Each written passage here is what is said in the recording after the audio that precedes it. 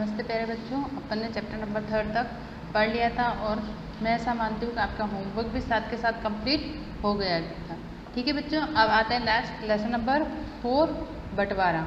ठीक है, बंटवारा मतलब किसी चीज़ को आपस में बांटना। ठीक है, आप लोग भी बांटते हो ना किसी चीज़ को, जैसे किसी की कोई ट्रॉफी होती है या फिर अपना खाना होता है तो आप शेयर करते हो, तो वही चीज़ आपका बंटवारा कहलाती है।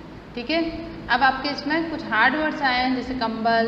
कंबल आपको पता है, आप सब घर में यूज़ करते हैं। दुर्दशा मतलब बुरी दशा।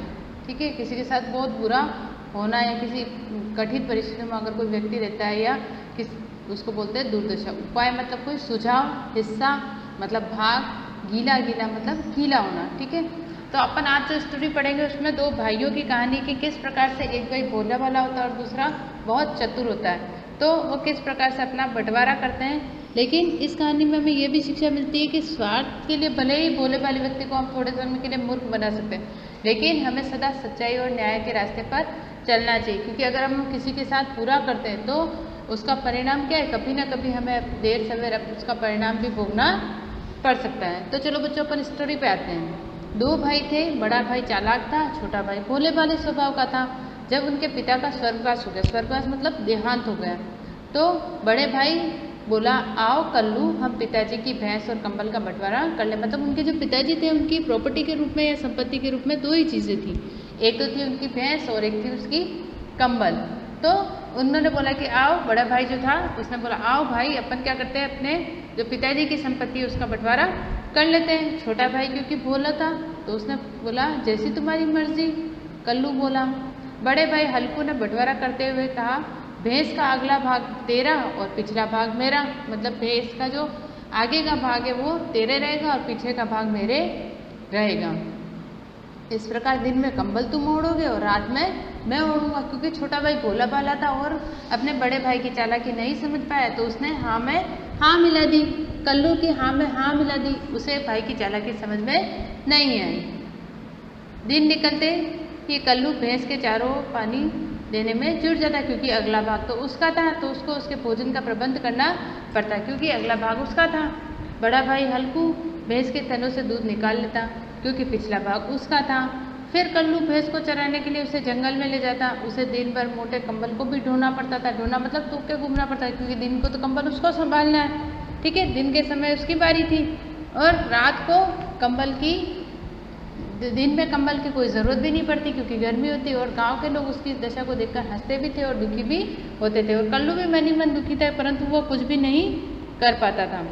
एक दिन कल्लू को एक साधु महात्मा मिले। उन्होंने कल्लू की दुर्दशा देखी, मतलब उसको ऐसे बुरे हालत में देखकर उसने पूछा कि देखा कि भाई ये तो बहुत दुखी है, इसका भाई इसके साथ बहुत बुरा कर रहा है। कल्लू ने कोई उपाय पूछा। मतलब जब साधु महात्मा उससे मिले तो कल्लू ने पूछा कि भाई मेरी तो बहुत हालत खराब है, मैं दिन भर इस भैंस को चराता हूँ और दूध मेरा भाई ले जाता है, दिन भर इस कंबल को मैं ओढ़ता तो लेके घूमता हूँ क्योंकि दिन में तो कोई यूज़ होता ही नहीं इसका, और रात को जब सर्दी लगती तब मेरा भाई उसको ले लेता है, तो इस प्रकार मेरे तो कुछ भी। साधु महाराज ने उसे बताया, शाम को जब तुम्हारी भाई भैंस का दूध निकाले तब तुम इसकी गर्दन पर लाठी मारना, ठीक है, और रात को जब तुम्हारा भाई कंबल मांगे तो उसे पानी में भिगो कर दे देना। कल्लू शाम को भैंस और कंबल लेकर घर पहुंचा। अब साधु महात्मा ने उसको युक्ति बता दी, तो वह कंबल और भैंस लेकर घर पे पहुंचा। थोड़ी देर बाद उसका बड़ा भाई बाल्टी लेकर दूध निकालने आ गया। जैसे हल्कू ने दूध निकालना शुरू किया, वैसे ही कल्लू ने भैंस की गर्दन पर क्या किया, साधु महात्मा ने क्या बताया था कि तुम उसके गर्दन पर क्या मारना, लाठी मारना शुरू कर दिया। भैंस इधर उधर होने लगी। हल्कू बोला, अरे कल्लू ये क्या कर रहा है, भैंस को क्यों मार रहा है, इससे वह दूध नहीं निकालने देगी। ठीक है, तो अब उसके बड़े भाई ने बोला, क्यों मार रहा है भैंस को, इससे तो वो दूध नहीं निकालने दे रही है। ठीक है, कल्लू ने कहा, तुमने ही तो कहा था भैंस का अगला भाग मेरा है और पिछला तेरा, अब मैं अगले हिस्से में कुछ भी करूँ तुम्हें इससे क्या मतलब। अब वो सोचने लगा, पर दूध कैसे निकालूं, हल्कू ने पूछा। अब वो कहने लगा कि ठीक है भाई, तेरा अगला हिस्सा तू उससे जो कर, लेकिन मेरे को दूध निकालने दे। कल्लू ने कहा, मुझे क्या मालूम। हल्कू ने कहा, अच्छा बाबा तू ही जीता, ले ये भैंस तू ही ले ले, मेरा कंबल तो दे दे, रात हो रही है। अब उसको गुस्सा आ गया उससे बड़े, ठीक है तू भैंस का दूध नहीं निकालने दे रहा, कोई बात नहीं, भैंस तू रख ले, मेरे को कंबल दे दे क्योंकि अब रात हो रही है ठंड लगने वाली। कल्लू ने भीगा हुआ कंबल हल्कू को देते हुए कहा, लो अपना कंबल संभालो। हल्कू ने कंबल हाथ में लिया तो उसे गीला गीला सा लगा, मतलब उसने पूरा गीला कर दिया था, जैसा कि साधु महात्मा ने बताया था। तो अब उसके भाई ने कहा कि इतना गीला कंबल मैं कैसे ओढ़ूंगा, लगा मैं कैसे ओढ़ूंगा, दिन में कंबल पर मेरा अधिकार था, मैं जो चाहे करूं, तुम पूछने वाले कौन होते हो। कल्लू ने उत्तर दिया।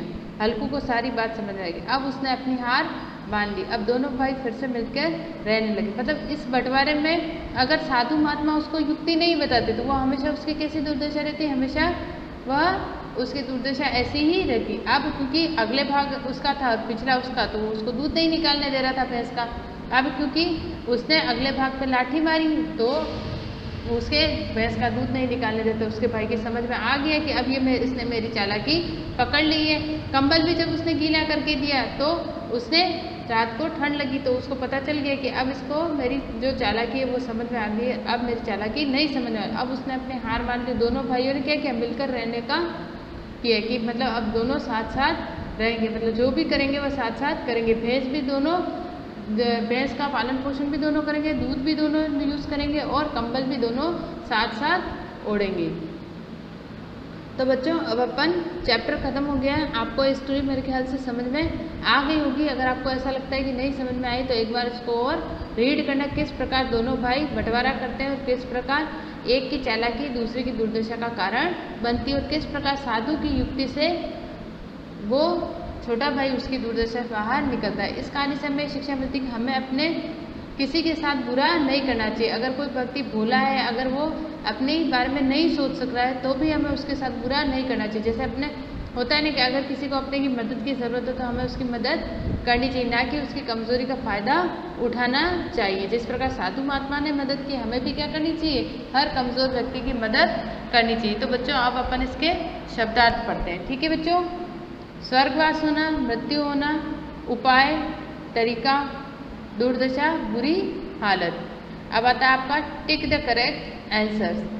जब बच्चों अपन टिक द करेक्ट जो आंसर है वो बुक में ही करेंगे, फिल इन द ब्लैंक्स अपन बुक में ही करेंगे। और बुक वर्क आपको जो कहा जाता है बुक में करना है, वो बुक का काम बुक में ही करना है, नोटबुक का आपको नोटबुक में ही करना है, ठीक है बच्चों। अब आता है टिक द करेक्ट आंसर। फर्स्ट है आपका, हल्कू ने भैंस और कंबल का बंटवारा करते हुए कल्लू को क्या कहा था कि भैंस का अगला भाग तेरा और पिछला भाग मेरा, इस प्रकार दिन में कंबल तेरा और रात में मेरा होगा। इसी प्रकार बंटवारा किया था।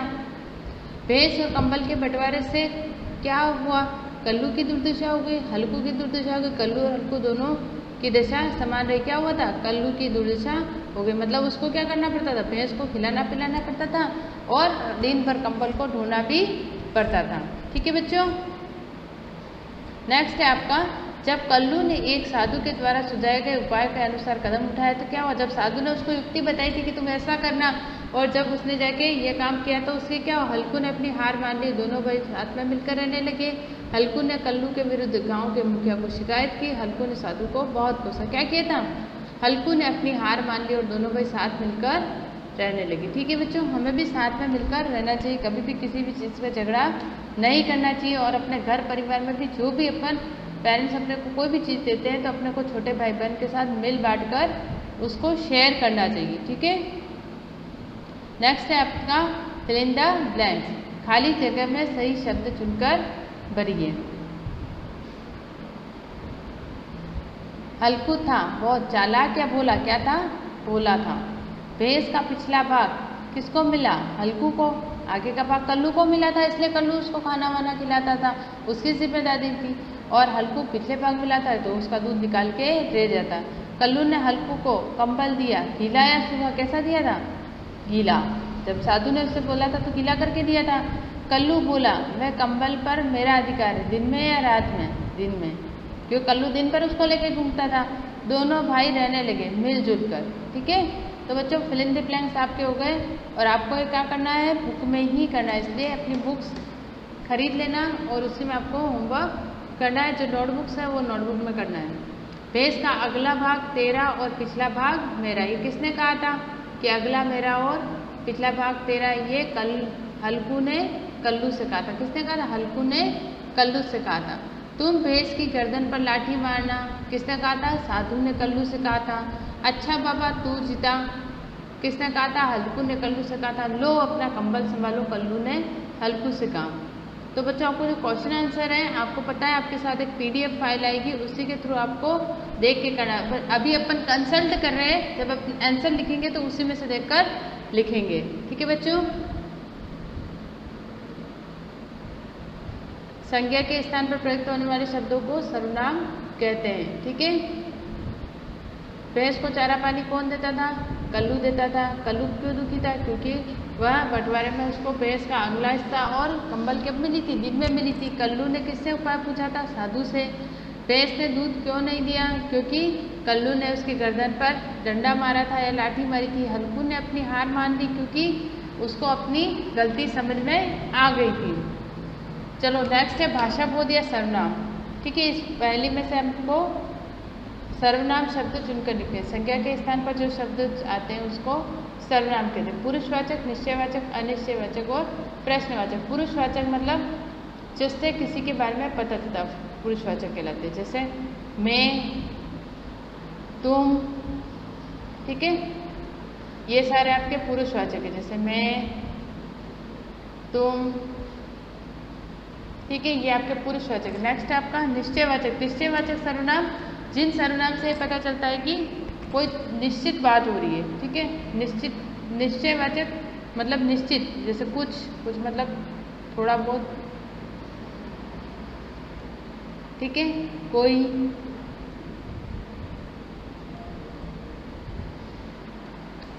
अनिश्चयवाचक जिसमें ये पता नहीं है कि कितना देना, जैसे कुछ भी हुआ, थोड़ा हुआ। ठीक है। कम हुआ। ये सारी अनिश्चयवाचक सर्वनाम। प्रश्नवाचक कौन, ये आपका प्रश्नवाचक है। कौन आया, क्या है। ठीक है। क्या लेके आए हो।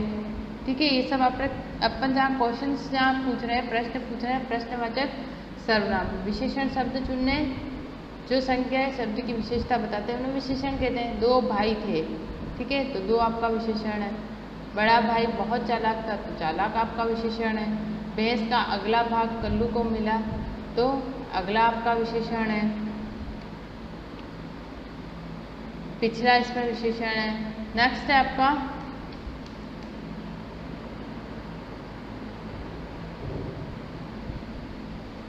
पाठ को चुनकर निम्नलिखित शब्दों को विलोम शब्द मतलब उल्टे शब्द बनाए। बड़ा, छोटा, दिन, रात, सुखी, दुखी, अगला, पिछला, इधर, उधर, जीत, हार, हाँ, ना, सूखा, गीला। ठीक है बच्चों। वापस एक बार बताती हूँ। बड़ा, छोटा, अगला, पिछला, हाँ, नहीं, दिन, रात, इधर, उधर, सूखा, गीला, सुखी, दुखी, जीत, हार। निम्नलिखित शब्दों पर वाक्य प्रकृति। उपाय, साधु ने उपाय बताया। बंटवारा, दो भाइयों ने बंटवारा किया। लाठी, कल्लू ने भैंस की गर्दन पर लाठी चलाई। चालाक, बड़ा भाई चालाक था। ठीक है बच्चों। अब इसके आंसर की जो PDF आएगी उसी के साथ आपको आंसर करने हैं। ठीक है बच्चों। अब नेक्स्ट क्लास में अपन इसके क्वेश्चन आंसर करेंगे। अभी अपन ने डिस्कस किए, आपको एक बार इस स्टोरी को और पढ़ना है। टिक द करेक्ट और अपनी नोटबुक में उतारने शब्दार्थ अपनी नोटबुक में उतारने। टिक द करेक्ट और फिल इन द ब्लैंक्स आपको बुक में ही करने। ठीक है बच्चों। और किसने कहा, किसको कहा, ये भी आपको बुक में करने। तो बच्चों अपना होमवर्क कंप्लीट रखना, और जब आपसे मंगवाया जाए, आपको व्हाट्सएप पे भी अगर सेंड करने के लिए कहा जाए, तो आपको अपने होमवर्क की प्रिंट व्हाट्सएप करनी है। ठीक है बच्चों। ताकि हमें भी पता चले कि आपने कितना होमवर्क हमारे साथ किया है। Thank you.